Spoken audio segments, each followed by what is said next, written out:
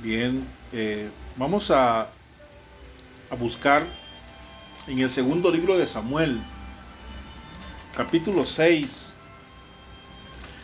Segundo libro de Samuel, capítulo 6. Es una lectura que nos va a enseñar a valorar, a valorar lo de Dios. A veces nosotros le damos el valor a las cosas que nosotros decimos que tenemos que darle valor, y no le damos valor a las cosas que realmente lo tienen. Entonces aquí en esta lectura nos vamos a dar cuenta de cómo entendemos cómo un hombre, un rey, llegó a entender que enojarse con Dios le restó, oiga bien, le restó bendiciones y le ocasionó alguna clase de problemas en su vida. Según Samuel 6, dice: David volvió a reunir a todos los escogidos de Israel, 30,000. Oiga bien, David. Y se levantó David y partió de Baala de Judá con todo el pueblo que tenía consigo, para hacer pasar de allí el arca de Dios, sobre la cual era invocado el nombre de Jehová de los ejércitos, que mora entre los querubines. Pusieron el arca de Dios sobre un carro, ¿cómo? Un carro nuevo, y la llevaron de la casa de Abinadab, que estaba en el collado, y Usa y Ahío, hijos de Abinadab, guiaban el carro nuevo. Estos dos iban adelante con los bueyes que jalaban el carro. Estos dos iban adelante guiando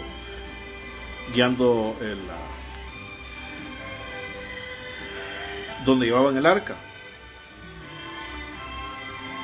Versículo 5. Y David y toda la casa de Israel danzaban delante de Jehová con toda clase de instrumentos de madera, de haya, con arpas, salterios, panderos, flautas y címbalos. Cuando llegaron a la era de Nacón, Usa, acuérdese de Usa,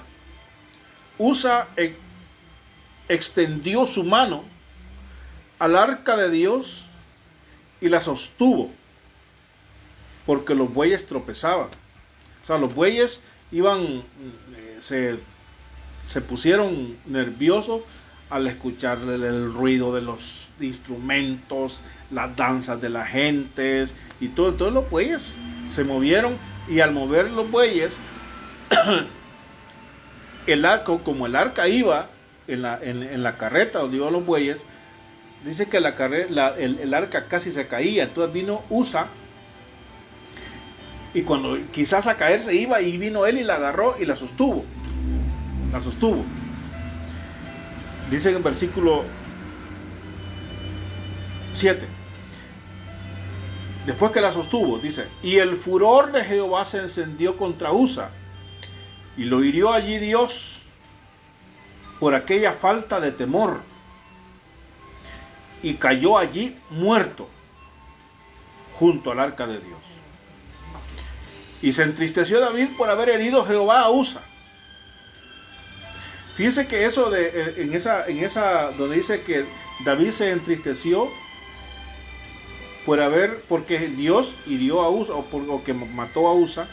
Esa palabra, entristecerse, es como molestarse, como enojarse. Y fue llamado a aquel lugar Pérez Usa hasta hoy. Y temiendo David a Jehová aquel día, dijo: bueno, y entonces ¿cómo voy a hacer venir el arca de Jehová? De modo que David no quiso traer para sí, donde él va. David no quiso traer para donde él el arca de Jehová a la ciudad de David, y la hizo llevar David a casa de Obed Edom. Llévensela, dijo él, allá donde está a la casa de Obed. Vaya, hasta ahí vamos a leer por ahorita. Mire,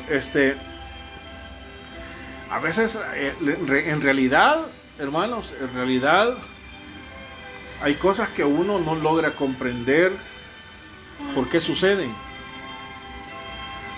Fíjese que aquí David cometió aquí un error, varios errores. El primero, dice que reunió a todo el pueblo y a los escogidos. Dicen que eran como 30,000. Los recogió a todos y recogió a todo el ejército y bueno, y todo.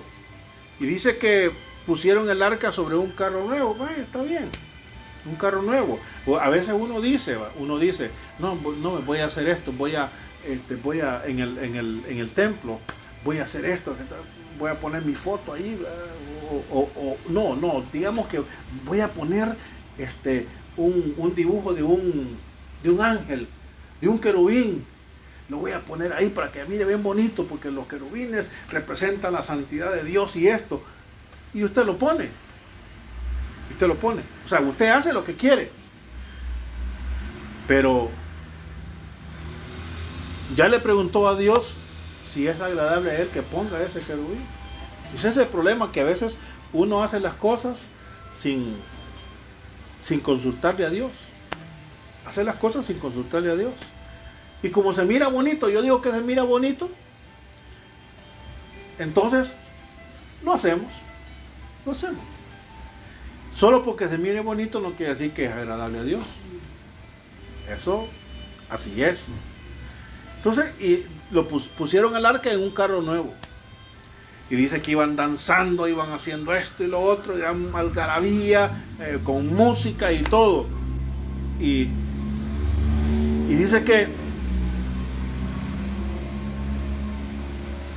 que en uno de esos momentos donde iba la gran alegría y el carro donde iba el arca, dice que en un momento que los bueyes tropezaban. Entonces vino uno que estaba pendiente ahí y vio que el arca de Dios se caía. Entonces vino él y la sostuvo.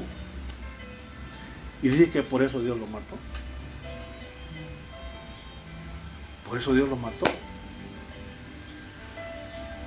Pero ¿quién tuvo aquí la culpa? ¿Quién tuvo aquí la culpa?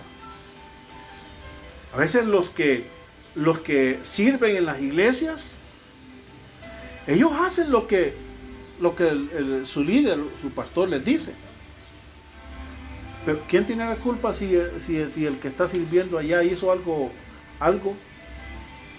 y está malo?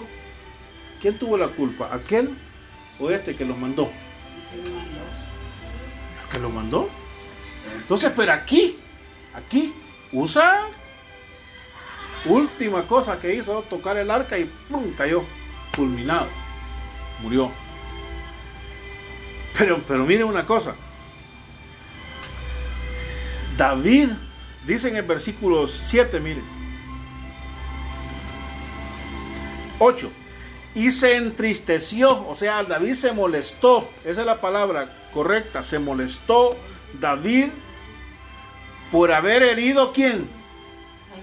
Vaya, imagine, pongámonos a pensar, David se molestó porque Dios hizo aquello a aquel hombre.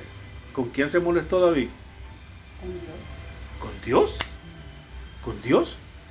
Si vemos que Dios hace algo y yo me molesto porque Dios hizo aquello, con quien me enojo es con Dios, quien me molesté sinceramente es con Dios.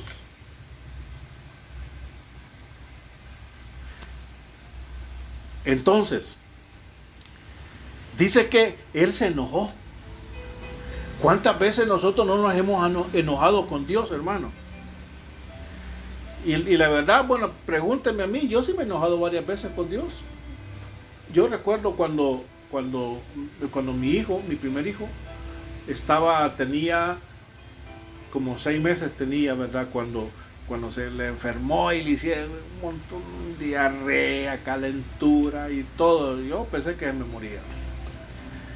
Y yo bien me acuerdo que quedó en la casa y yo salí a comprar, no me acuerdo qué medicina, leche, no me acuerdo qué fue lo que voy a comprar. Y salí a aquella calle, aquella cuesta de la colonia. Y ya cuando iba a media cuesta, yo le dije a Dios, Dios es testigo que yo se lo dije. Y yo, porque yo estaba molesto, estaba enojado, porque yo miraba a mi hijo, yo sentía que mi hijo se me moría.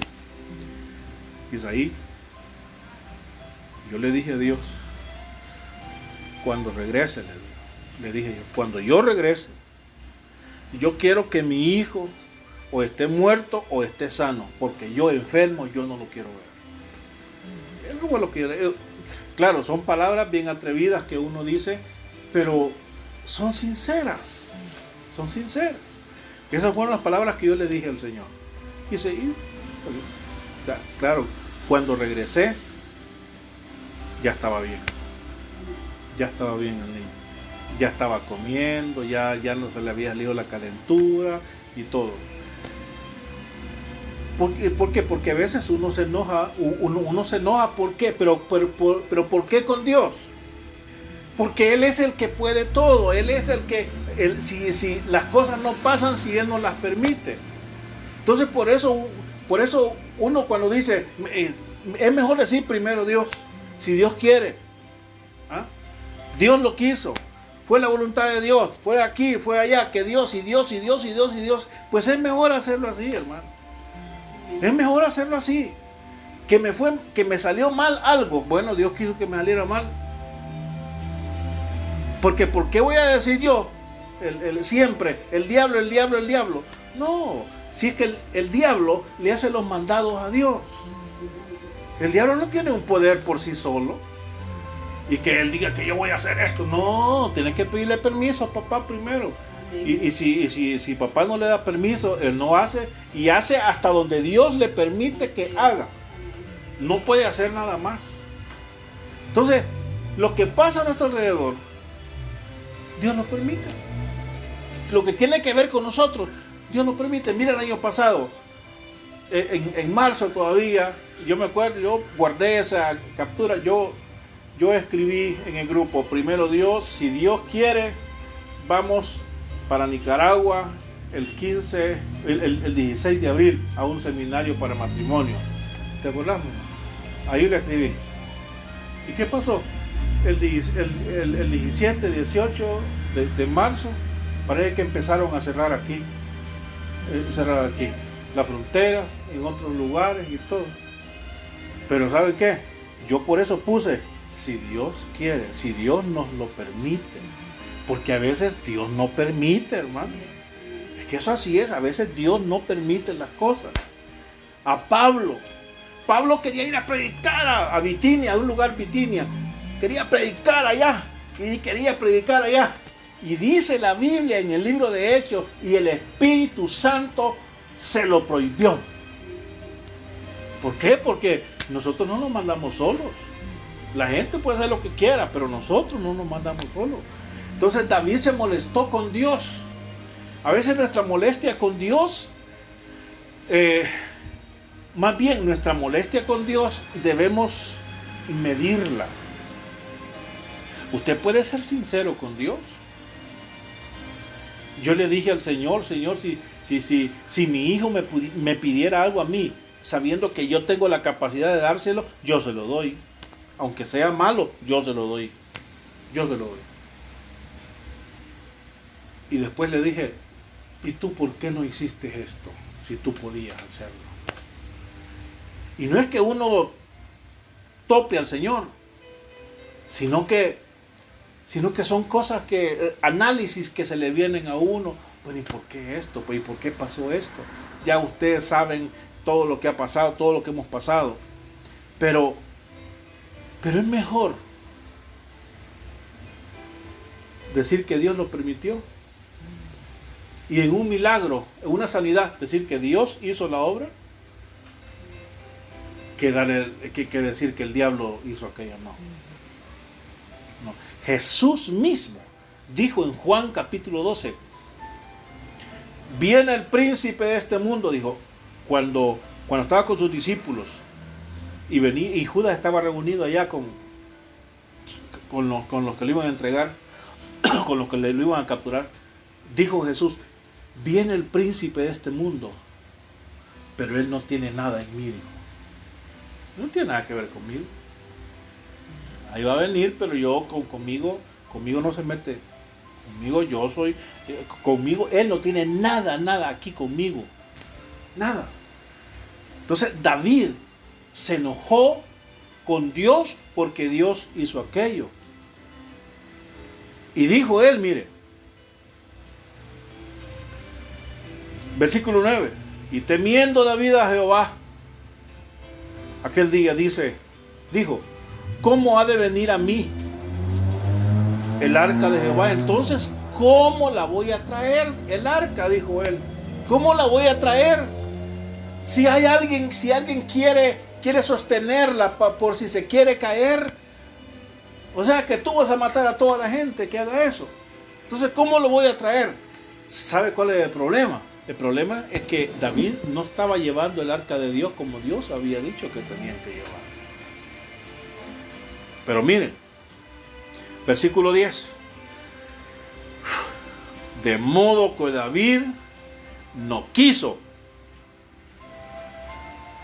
traer para sí el arca de Jehová a la ciudad de David y la hizo llevar David a la casa de Obed-edom. Vaya, miren bien. David se enojó, hermano. ¿O cómo le llamamos a esto? Dice que David, pues entonces ya no la traigo. ¿Cómo se le dice a ese sentimiento? Capricho. Ajá, capricho. Resentimiento. Aquí se resintió David. Se resintió David con Dios. Pues entonces ya no la traigamos, pues. Así como muchos de nosotros somos de caprichosos. Pues no la traigamos, pues vaya, allá, llévenla para aquel, donde Obed-edom, para allá llévenla. Ya Dios no la quiere que traiga para mi casa, pues hay que le lleven para allá. Y se fue enojado. Mire, David era algo resentido. Y en ese momento se dejó influenciar por sus emociones, pero demasiado fuertes. No, ya no la traigo, ya no la quiero, vaya, llévenla para allá. Imagínense. O sea, agarrarse a una actitud así. A veces nosotros, solo porque Dios le concede la petición a otro. Mire, hay hermanos en las iglesias que ellos le están pidiendo a Dios y allá hay otros 100 pidiéndole a Dios, pero viene Dios y le concede la petición a aquellos y cuenta, mire que yo ayer le pedí al Señor que me ayudara en esto y viene el siguiente día, ahora el Señor me hizo el milagro y se queda aquel. Yo tengo 2 años, 5 años de estarle pidiendo y a mí no me ha contestado. Y claro, y dicen gloria a Dios y gloria a Dios, porque esto y lo otro, porque le contestó, pero sienten ahí en su corazón el resentimiento con Dios. ¿Por qué? Porque le está contestando a los más nuevos y a mí que soy viejo no me ha contestado. Sí. Entonces, este David dijo, no, hombre, dijo, no. Se la llevaron. Y fíjense, lleven el arca, dijo, a la casa de Obed-edom. Bueno.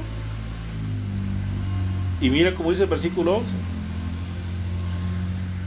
Y estuvo el arca de Jehová en casa de Obed-edom, Geteo. ¿Cuánto tiempo?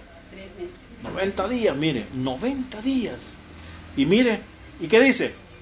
Y bendijo Jehová a Obed-edom y a toda su casa. Mire el versículo 12. Y fue dado aviso al rey David. diciendo: Jehová ha bendecido la casa de Obed-edom y todo lo que tiene a causa del arca de Dios. Hasta ahí nomás. A causa del arca de Dios. Hasta ahí nomás dije. Hasta ahí nomás. Miren, si es que este David, pues sí, como siempre hay gente que le lleva la noticia a uno. Mira, fíjate que el hermano, ¿te acuerdas de aquel hermano? El hermano bien pobrecito que estaba por allá o que estaba enfermo y estaba en el hospital. Mira, fíjate que vieras, ahí anda bien bonito, bien enterito anda. Allá no dando guerra, ya está bien. Dios lo sanó y bien bendecido. Mire, a causa de que el arca de Dios se la llevaron a él. Y David dijo: va, que la lleven a él para mientras, para que esté allí guardada. Y la metieron en la casa de Obed-edom. Ahí la metieron. Pero dice la Biblia que a causa de que él tenía el arca, era pequeña. Era pequeña. Si no era una gran... No, era pequeña. La pusieron por allá y Obed-edom salía a trabajar, salía a sembrar, a ver los bueyes y todo, comían y todo, pero de repente empezaron a ver que había más bendición, que había más siembra, había más animales, que le abundaba esto, lo otro y lo otro y lo otro. Y claro, decía, si este Obed-edom había sido pobre toda su vida, pero desde que llegó el arca de Dios empezó a ver la bendición de Dios, entonces quiere decir, aquí no hay otra cosa que el arca de Dios. Eso es lo que ha traído la bendición. Una cosa tan pequeña, hermano. Y ni habla, ni se mueve. No, ahí estaba. Pero David, le dieron aviso a David: mira, la casa de Obed-edom ha sido bendecida y todo lo que tiene a causa del arca. Entonces David, miren, yo quiero que pensemos una cosa. Miren, no existen los cultitos, las reunioncitas. A veces uno dice reunioncitas, cultitos, porque son chiquitos o solo porque hay 2, 3 personas. 2, 3 personas. Yo les he contado que íbamos con mi esposa y mis hijos a predicar allá a Ciudad Delgado, y que habían 2 hermanitas, hermano. Una hermana que al nomás empezar se dormía y la otra que no oía. 2 viejitas. Una se dormía, nomás comenzar y ya estaba dormida. Y la otra no oía nada. No oía nada. Pero allí era una reunión del Señor. Había palabra de Dios ahí. Entonces, pero ¿qué es lo que pasa? Que nosotros muchas veces vemos, no, que tiene que ser grande, que tiene que ser aquí, que tiene que ser allá, que no, que Dios nos ama. No es que lo grande todo sea malo, no. Sino que a veces nosotros, hermanos, no valoramos lo pequeño. No valoramos lo pequeño. Ahí está ese nombrecito que le puso mi esposa, Gotitas de Fe. Gotitas de Fe. Quizás yo no lo puso quizás por cariño, por hermoso, por bonito, o por suavecito y todo eso. Pero aunque sea gotita, pero es una gran bendición. Amén. Ha sido una gran bendición. ¿Cuántos hermanos no han recibido sanidad? ¿Cuántos hermanos no han recibido respuesta del Señor por medio de esa famosa gotita de fe? ¿Cuántos hermanos? Ahí en WhatsApp un poquito más de 10 hermanos hay ahí en ese grupito. Pero eso es una gran bendición. 25. Pero es una gran bendición. Mira el arca, chiquita. El arca no habla. El arca no se mueve. Ella solo está ahí. ¿Pero qué? Eso que estaba allí atraía la bendición de Jehová sobre la casa, hermano. Entonces, las reuniones que usted hace en su casa, por muy pequeñas que sean, si solamente se reúne, hubieron varias veces que nos reuníamos solamente mi esposa y yo. Solo ella y yo le predicaba a ella.